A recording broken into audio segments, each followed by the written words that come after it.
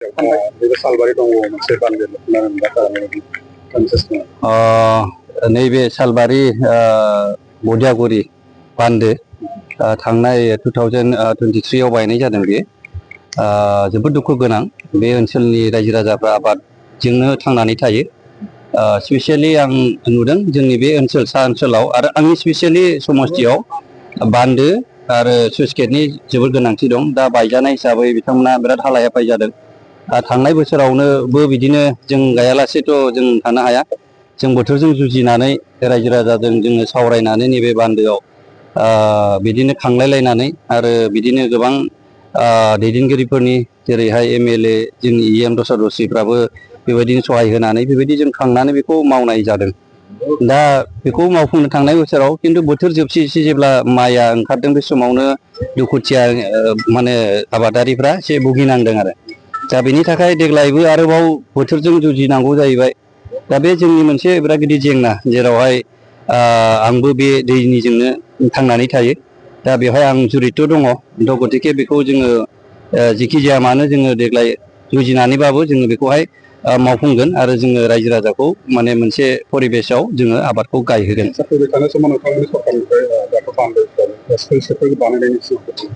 दा बेबायदि गिदिर गिदिर बिदि बानायनायनि मोनसे भिजोनाथ' दङ। दा समनि आंखालाव माखासे पिकआपखौ जोङो एसे लानो हायाखै, खिन्थु जोङो मोनसे आसाम स्टेटनिफ्राय सहाय लादों आरो जों EM जोंबो आं जगाजग दंबाय थायो। बिथाङा खोथा होदों आरो निजेस' गावनि मेगनजों नायफैदों जे स्लुइस गेट बायबा बिथांखौ आं लानानै फैदों आरो बे प्रसेसआव दङ होननानै अभार टु फन आंजोंहाय जगाजगआव दङ। निसय आसा खालामदों फैगोन सिजोनाव, दाथ' नै माबायानो हाबबाय आरो दा बाजेट सेसन जाबाय, निसय बिथाङा सेस्था खालामबाय थादों। बेनो जोंनि बिटिआरनि नाजानाय।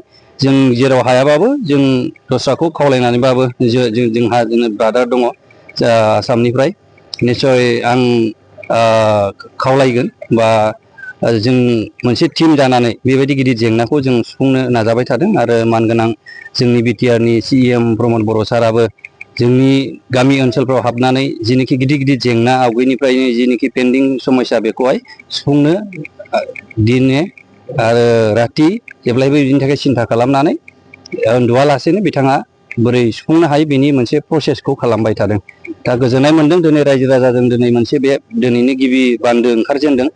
दा बेवहाय जोङो सावरायलायबाय, सावरायलायनानै बेखौ निस्सय जोङो मावफुंगोन आरो बेखौ आं खोथा होदों। बियो देग्लायनि बोथोराव जोङो ओरैनो लेप्स थांहोआ आरो रायजो राजा बे दैनिजों थांनानै थागोन आरो।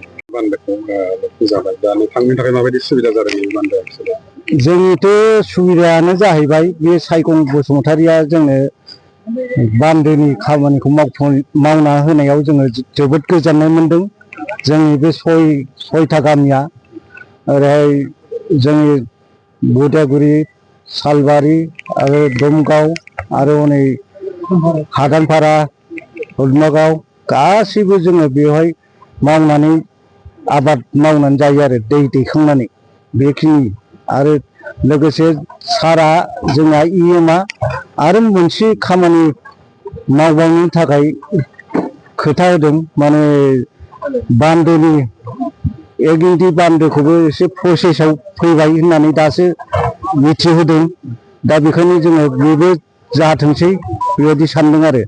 दा सार बुंनाय मथे डिसेम्बर जानुवारिहालागै माने एसे मावहैनाय बायदि जागोन। बान्दोनि स्टाइलाव दङ, उनावहाय स्लुइस गेटफोर जानायनि सुबिदाया माबायदि जागोन होननानै? दाथ' जोङो खासा बान्दो थेनानैबाबो जाथ'बाय। दा स्टिलाव बेयो स्लुइस गेट जागोन होननानै जोङो आसा थाबाय EM सारनि खोथा मथे। दा बिथाङा जोंनो बेखौ फुरायैनो खिन्थालांबाय थाबा उनहालागै मोजां मोनगौ। जोङो रायजो राजाफ्रा गासिबो गोजोननाय थागोन, बेखिनि आरो। माबायदि जेंनायाव बेथ' स्लुइस गेटआ जायोबाथ' मोजाङै मोजां जाफुंगोन होननानै जों सानदों। आवगायावथ' जोङो स्लुइस गेट गोनां समाव मोजां रोखोमनि मावनानै मोनजादोंमोन। आरो बे स्लुइस गेट बायनानै नै थांनाय बोसोराव आरो खासा बान्दो थेनानैबाबो जोङो हाल मावनानै माइ गायनानै दा जादों।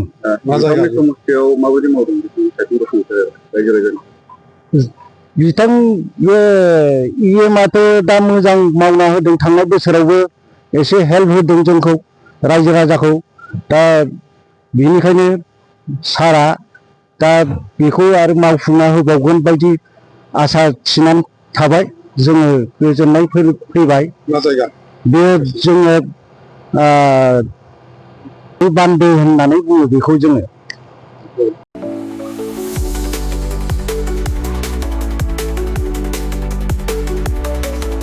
क'क्राझारनि CITआव मुं थिसन्नो गोसो जानाय फरायसाफोरनि थाखाय मोनसे गोजोनथाव रादाब।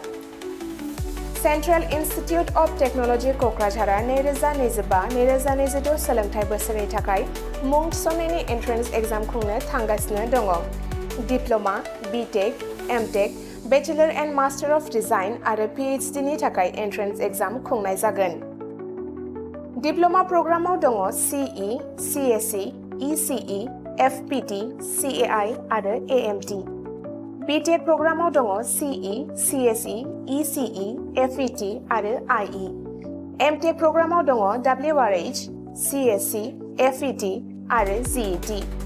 बेचेलर अफ डिजाइन आरो मास्टार अफ डिजाइनआव दङ MCD आरो PhD नि थाखाय CE, CSE, ECE, FET, IE, ME, physics, mathematics, chemistry आरो HSS। बे समाव अनलाइन आर'जलाइ लानाया सोलिगासिनो दङ आरो बियो फैगौ 31 मेसिम थागोन। डिप्ल'मा, BTech आरो MTech नि एन्ट्रेन्स एग्जामखौ फैगौ 8 जुनाव खुंनाय जागोन आरो PhD नि एन्ट्रेन्स एग्जामखौ 15 जुनाव खुंनाय जागोन। आबुङै मिथिनो थाखाय एडमिशन सेल CIT क'क्राझारनि मबाइल नम्बर 9365031406 आव सुलाद लानो हागोन एबा query2025@cit.ac.in आव इमेल खालामहरनो हागोन। बेनि अनगायै cit.ac.in एबा admission.cit.ac.in बे मोननै वेबसाइटआव हाबनानै नायनो हागोन।